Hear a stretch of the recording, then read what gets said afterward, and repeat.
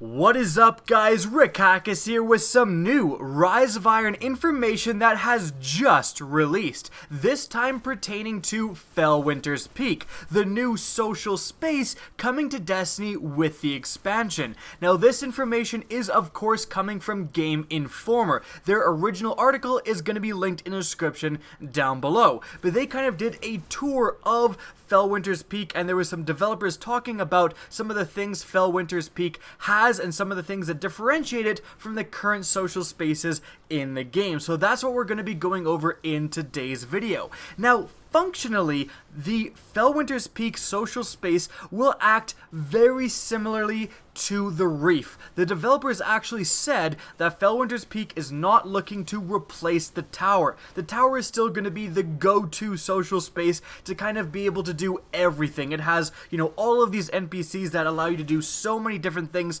Felwinter's Peak is not going to have all of those same NPCs, but it is going to have a lot of the kind of universally useful NPCs. It's going to have somewhere to collect your bounties. It's going to have a cryptarch to decrypt your engrams. It's going to have access to your vault, and again, other very universal and useful things also located in the Reef as well. However, on top of that, it's also going to have NPCs dedicated to the new expansion. So it is going to act as the central hub for when you're doing the Rise of Iron expansion content. So if you're doing the main storyline missions for the Rise of Iron, you're going to be dealing with NPCs located in Felwinter's Peak. And again, it worked exactly the same when the Reef was added in the House of Wolves. You went to the Reef to get all of your quests. Varix was in the Reef, like the new faction dedicated to that stuff was in the Reef. And again, Felwinter's Peak is going to act almost exactly the same as the Reef acted in the House of Wolves expansion.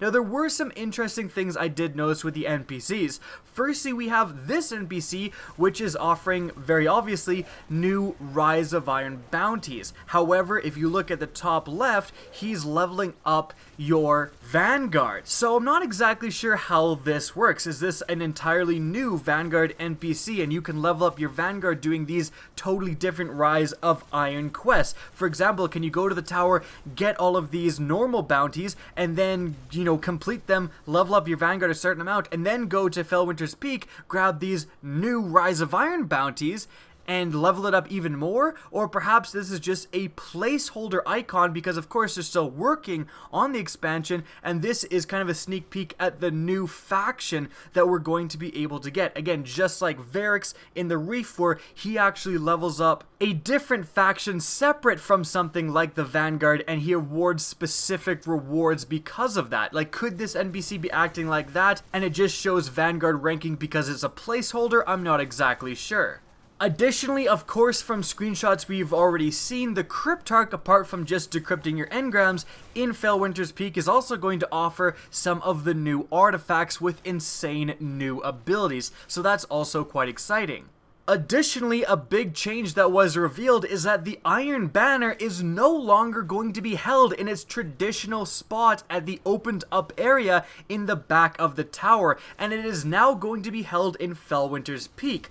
So that is, again, very interesting, and it asks the big question: are you going to have to purchase the Rise of Iron in order to take part in the Iron Banner? It certainly looks like it, and of course that's unfortunate to players who aren't planning or perhaps can't afford to buy the Rise of Iron, is that they no longer can participate in the Iron Banner. Again, maybe they still can, but just can't access the NPC. I don't know how that would work, but it is an interesting question I think Bungie should definitely answer.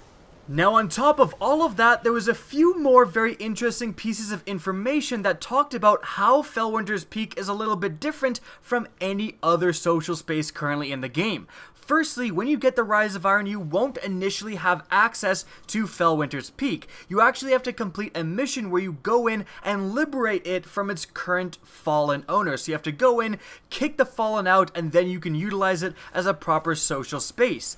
Additionally, the developers actually hinted at the Felwinter's Peak is going to have a lot of secrets that we're going to have to discover. Perhaps Easter eggs, perhaps hidden areas. I'm not exactly sure, but they very specifically said there's going to be all of these, secret things going on with Felwinter's Peak. It's not just what you see is what you get. Now, as someone who often streams hide and seek with viewers, by the way, follow me on Twitch if you want to get in on that. I'm very excited for that. Like, that sounds really fun that you have these potentially hidden areas. You can kind of find these hidden passageways perhaps and get to these areas that aren't inherently obvious. And additionally, they showed these bells that players can activate, and they were talking about, we can't wait to see what melodies and what tunes players come up with. And then one of the developers actually said, and if you ring them in a certain way, you're going to get a special reward.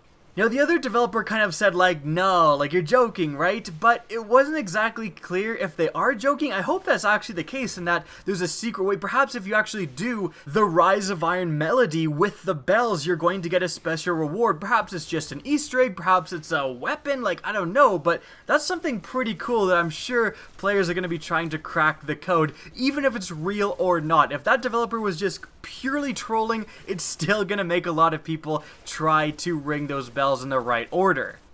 Alright guys, now that is it for what the Felwinter's Peak social space will be like in the Rise of Iron. And I have to say, I am glad that this is continuing the trend of what the Rise of Iron looks like, of just more content. You know, it's not just another clone of the Reef, it's basically the Reef Plus. Like, it's the Reef 2.0. It has all these secrets that we're gonna have to go discover. And I hope they're actually serious and there's actually quite a few things to discover, places to go, and stuff like that. Just more things that players can spend their time doing with this new social space. That's what it does look like, so I am happy about that. Now, I hope you guys enjoyed this video and learned something new. If you did, please remember to help me out by simply rating and especially sharing this video. If you want to see more Destiny content and more Rise of Iron news similar to this, don't be afraid to slap that subscribe button. Now, if you want to get in touch with me and keep up to date with the latest channel activity, the best way is to follow me on Twitter. That's linked in the description down below, as is my Twitch channel, which you can also follow. Again, I hope you enjoyed the video, and as always, have a good day. Now, the cryptarch is just such a huge part of Destiny. He is so associated with the game, both in the positive, like when he gave you your first exotic out of a legendary engram, and the negative, like when he gave you blues out of your other 100 legendary engrams. But either way, he is just so strongly a part of Destiny, and that's why it's kind of sad to see him so heavily fallen from grace, become so essentially useless within the current state of the game.